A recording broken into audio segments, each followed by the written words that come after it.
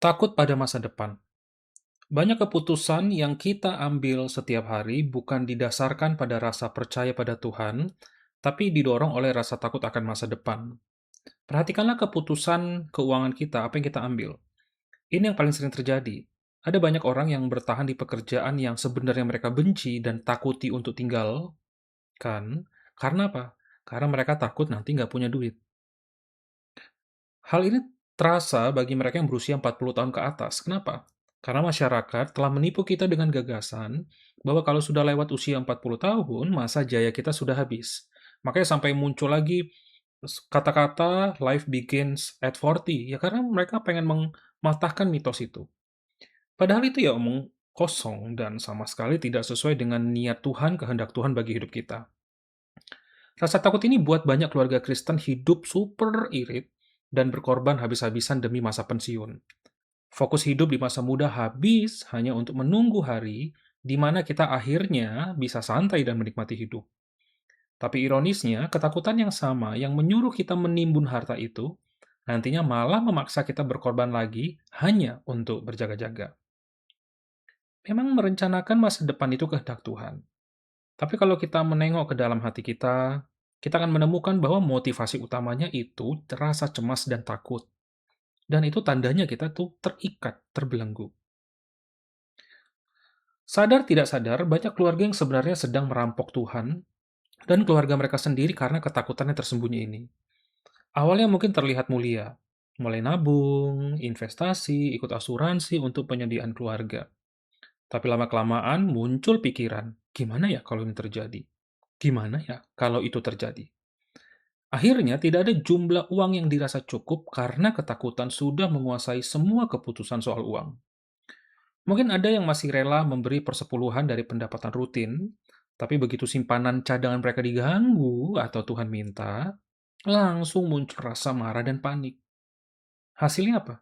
Hidup jadi pahit, konflik keluarga bermunculan, hubungan dengan Tuhan makin jauh. Ini adalah penyakit rohani yang sedang meningkat di kalangan orang percaya yang taat, dan parahnya sering dianggap wajar dengan alasan perencanaan masa depan yang baik. Itu bohong besar. Alkitab berkata, segala sesuatu yang tidak didasarkan oleh iman adalah dosa. Roma 14 ayat 23. Gila-gilaan membangun tembok pengaman dari segala kemungkinan terburuk adalah taktik penipu, iblis. Ingat, ketika istana pasir kekayaan kita runtuh, ketika rumah finansial kita runtuh, dan itu pasti akan terjadi, iman kita itu harusnya sudah punya fondasi kuat pada Yesus Kristus. Bukan lagi pada keamanan materi. Matius 7 ayat 24-27. Lawan dari takut adalah iman. Jadi untuk mengalahkan rasa takut, kita harus paham dulu cara kerja iman. Ibrani menjelaskan iman sebagai dasar dari segala sesuatu yang kita harapkan dan bukti dari yang belum kita miliki. Jika kita tidak punya kebutuhan apa-apa, kita tuh nggak butuh iman.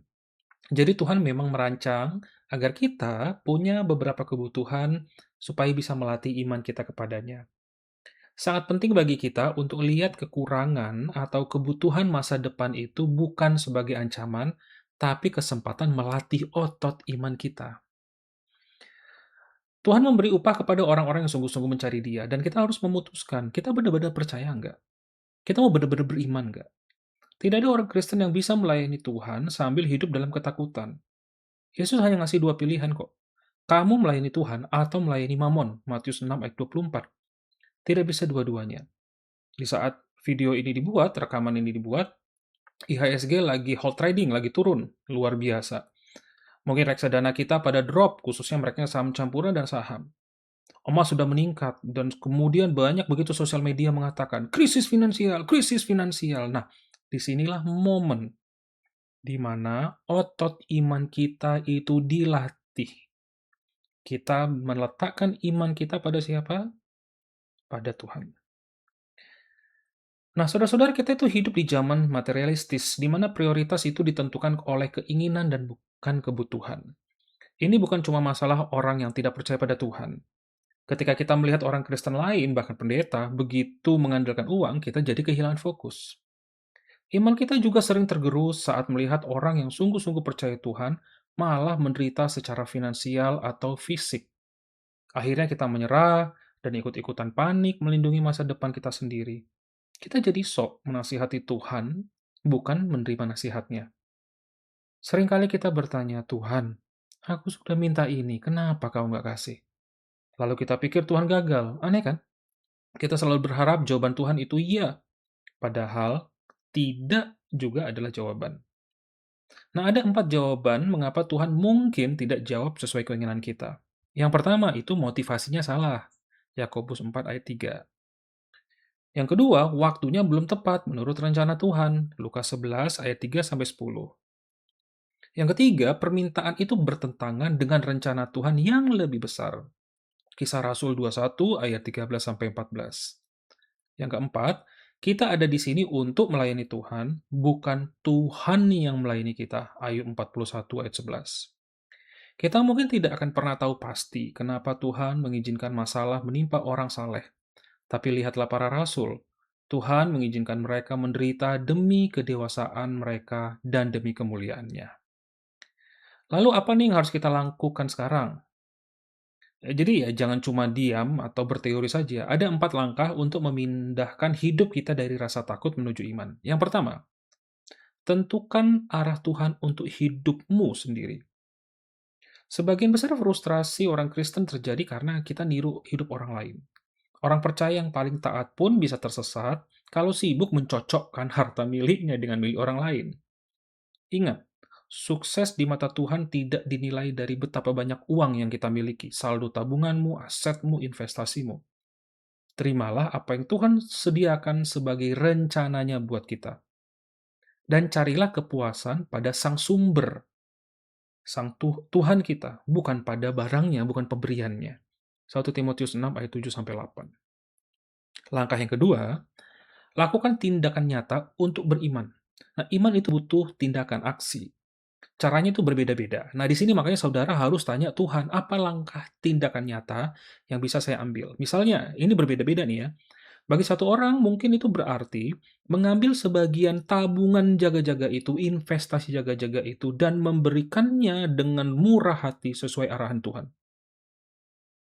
Bagi yang lain, mungkin itu berarti berani keluar dari pekerjaan yang tidak membuahkan hasil rohani. Atau bagi yang lain, berarti mungkin merasa cukup tanpa harus beli rumah baru yang lebih besar, tanpa beli kendaraan atau mobil, atau bahkan mungkin jangan-jangan motor. Nah, jadi saya tantang saudara, temukan cara kita untuk mengekspresikan iman kita lewat komitmen materi.